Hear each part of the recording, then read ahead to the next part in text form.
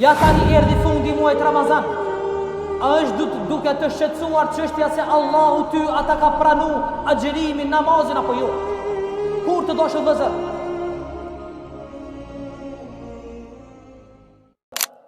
Nëse ne rishikojmë se si ishte gjendja e të parëve tanë, se si ishte gjendja e sahabëve dhe selefëve në kryerjen e punëve dhe ibadeteve dhe adhurimeve ndaj Allahut Azza wa Jall, ne do të shohim dhe të dëgjojmë se ata kishin një zell dhe dashuri të madhe që punët e tyre, ibadetet dhe adhurimet të kryen në mënyrën më perfekte.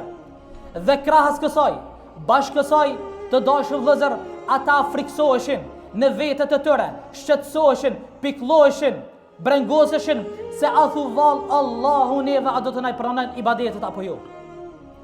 Na është transmetuar nga Aisha radhiyallahu anha se një ditë prej ditëve ishte duke e lexuar e cituar fjalën e Allahut ku thot وَالَّذِينَ يُؤْتُونَ مَا آتَوْا وَقُلُوبُهُمْ وَجِلَةٌ.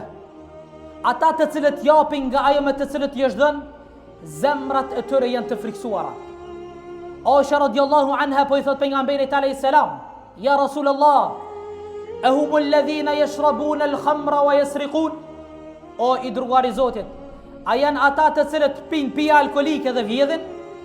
Pejgamberi alayhis salam po i thot, la ya bint as-Siddiq, jo o i bie Abu Bekrit. ولكنهم الذين يصومون ويصلون ويتصدقون ويخافون ألا يقبل منهم. Thot jo o i bia Abu Bekrit, përkundra ata persona të cilët zemrat e tyre përrohen dhe po dridhin, janë ata të cilët falin namaz, agjërojnë Ramazan, japin sadaka, mirë po ata friksohen se Allahu atyre nuk ja pranon veprat e tyre. E pejgamberi ai sa më thot, ulaika alladhina yusari'una fil khairat. Këta janë njerëz të cilët garojnë për në punë të mira. Të dashur vëllezër, kur neve na ka preokupu, na ka shqetësu ajo çështje, ja tani erdhi fundi muajit Ramazan, a është duke të shqetësuar çështja se Allahu ty ata ka pranu agjerimin, namazin apo jo? Kur të dashur vëllezër, a është duke na brengos kjo çështje? Që ne kur të vije fundi Ramazanit me thonë o Zot a na ki pranu adhurimet apo jo? Si shton të Aliju radiallahu an, jeni më të preokupuar dhe të shqetësuar për pranimin e veprës suaj se sa vetë për veprën tuaj. Sa a nuk e keni dëgjuar fjalën e Allahut të lartësuar në Kur'anin e tij famëlar ku thot innama yataqabbalu Allahu minal muttaqin, se Allahu veprat nuk i pranon për vetëm se për njerëzit e devotshëm. Dhe ku e di ona o Zot jam i devotshëm apo jo?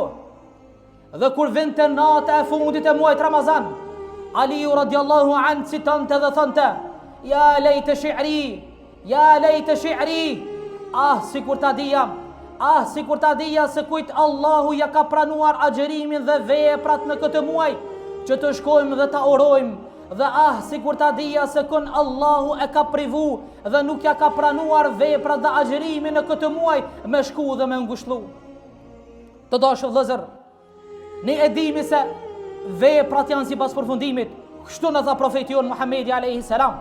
Veprat shpërblehen sipas përfundimit.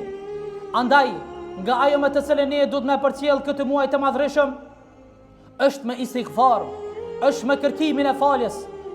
Sepse nëse ne e shohim, Allahu Azza wa Jall ka fundi i jetës së pejgamberit alayhis salam ja zbriti një sure të vogël, dhe në mesin e kësaj surës Allahu po i thot fasabbih bihamdi rabbika wastaghfir innahu kana tawwaba. Pak para përfundimit të jetës së pejgamberit alayhis salam, para se i dërguar me Zotit ja dërzon amanetin Allahu te bareke ve taala krijuesit të gjithësisë, Allahu po i thot pejgamberit alayhis salam, madhrohe me falendrim Zotin tënd dhe kërkoj falje Allahut, se Allahu është ai i cili e pranon pendimin. Një ashtu, Allahu te bareke ve taala i urdhëron haxhilerët në fund të haxhit, pasi të gjithë haxhilerët të kryen ritualet fetare të cilat Allahu i ka urdhëruar dhe pejgamberi alayhis salam, Allahu i urdhëron haxhilerët pas përfundimit të krejt haxhit të thot ju kërkoni falje. Thumma afidu min haythu afada an-nas wastaghfirullah. Dhe ju ktheheni o haxhiler ashtu siç kthehen edhe njerëzit e tjerë. Amo ju kërkoni ndjes tek Allahu, kërkoni falje tek Allahu Azza wa Jall. Kjo vepër vëllezër, pas përfundimit të çdo veprës, besimtari duhet të kërkon falje për Allahu te bareke ve taala.